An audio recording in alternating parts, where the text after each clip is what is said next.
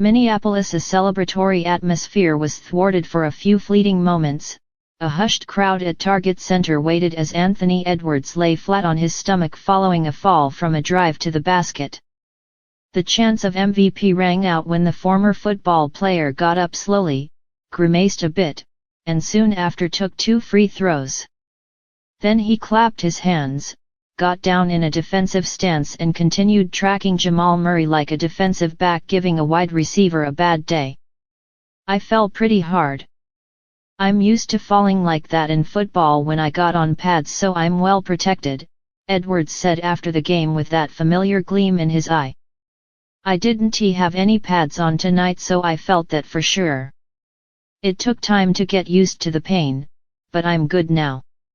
Edwards doesn't know it's gonna hurt in the morning, and the Minnesota Timberwolves didn't know they were supposed to go down once the champion Denver Nuggets put a whupping on them 2 days earlier. The Timberwolves did more than extend their season, and did more than give the NBA its first Game 7 of the second round with a resounding 115-70 Game 6 win Thursday. What this series lacks in classic finishes, it makes up for in intrigue. This series has turned on its ear 3 times already, the previous time being the champion Nuggets asserting themselves at home for the first time in this showdown behind an enormous Nikola Jokic performance. Now the NBA's marquee series is headed for what could be a classic Game 7. "I feel like as a competitor, it's like one of the best things in the world," Edwards said. "I've never played a Game 7 on the road. But all my playoff experiences on the road has been super fun because nobody's on your side. So I can just imagine how this game will be." If the Nuggets believed they delivered the knockout blow in Denver, they were sadly mistaken. Perhaps they relaxed a bit, especially after going up 9-2 and looking like it would be a repeat of Games 3 and 4, where the crowd was taken out of the game early as the Timberwolves had to play perfect just to keep it close. That wasn't the case here, as the Timberwolves led by 24 in the first half and by as many as 50 in the fourth. "They beat our ass," Jokic said, succinctly. "This bunch has a short memory, it's what makes these champion-challenger series so interesting. The Nuggets know the Timberwolves are coming, that they're nipping at their heels. In fact, the Nuggets may know better than the Timberwolves how good these guys are, and now it seems like the Timberwolves are discovering it themselves. Guys just believe in themselves. The last 3 games, we've been down on ourselves, trying to point the finger and blame somebody," Edwards said. Then in film session this morning, the coaches put together clips of what the Timberwolves had done in the first 2 games, which feels like 2 weeks ago, when they stole 2 games at Ball Arena. "Everybody started to believe, with the edit they put together," Edwards said. "I can tell the energy shifted. That was big time, I told them that was big time. We talked a lot about getting our edge back, our swagger, playing more free and easy," Timberwolves coach Chris Finch said. "We hadn't had our best effort on both sides of the ball. We left a lot of meat on the bone offensively the other day. You know it's gonna be a long series coming in, it's proven to be the case. That energy made its way from the practice facility to the game, and seems like it could carry to Game 7 where anything goes, in a series that has seemed to have a little bit of everything." That 9-2 lead soon turned into a Minnesota 22-2 run, where the Wolves played up to their nickname on one end, frenetic and handsy on defense, Jaden McDaniels and Nickeil Alexander-Walker resuming their roles as disruptors. And on offense, it was patience and composure, along with timely shooting from the 2 wings who haven't shot well, led by McDaniels who scored 21 and hit 3 triples, same as Alexander-Walker. "We got Mike Conley back, that was it," Edwards said.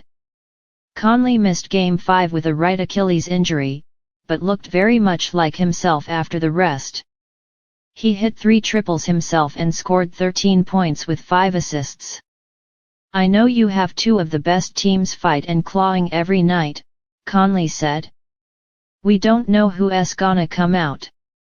1-point win, 30-point win, 5-point win, both teams are gonna adjust. This is the most important part of our season, to be in a Game 7. What's more, he freed up Edwards to get back to attacking, after being swarmed by as many as 3 defenders 2 days ago. Edwards finished with a mere 27 points, but they were so impactful, especially early when the Timberwolves gathered themselves. He got in the open floor for dunks, hit pull-up threes and looked nothing like the tentative player he was in Game 5. Because last game I was trying to get people involved and be aggressive, but with Mike playing I don't have to worry about getting people involved, Edwards said. That's his job. Edwards may not be the best player in this budding rivalry yet, not with Jokic in the middle of his prime and Edwards at 22 years old, but he plays an important part because he is so directly tied to the 2 X factors here, Karl Anthony Towns on his side, and Murray across the way. Whether injury-related or Edwards' dogged defense doing the job, Murray started off 1-for-10, and by the time he got going the game was well out of reach. By halftime it was clear the series was heading back to Denver. But Murray didn't get comfortable when the game was there for the taking. He finished 4-for-18 with 10 points, and Jokic couldn't deliver another signature performance on call, with 22 and 9 in 36 minutes. That's where Towns comes in, because Edwards continues to pour positive reinforcement and accountability at the same time. Towns is the main defender on Jokic, to keep Rudy Gobert at the rim and in help position for the other spots, but Gobert can't be that if Towns stays in foul trouble. He's been doing an outstanding job all series.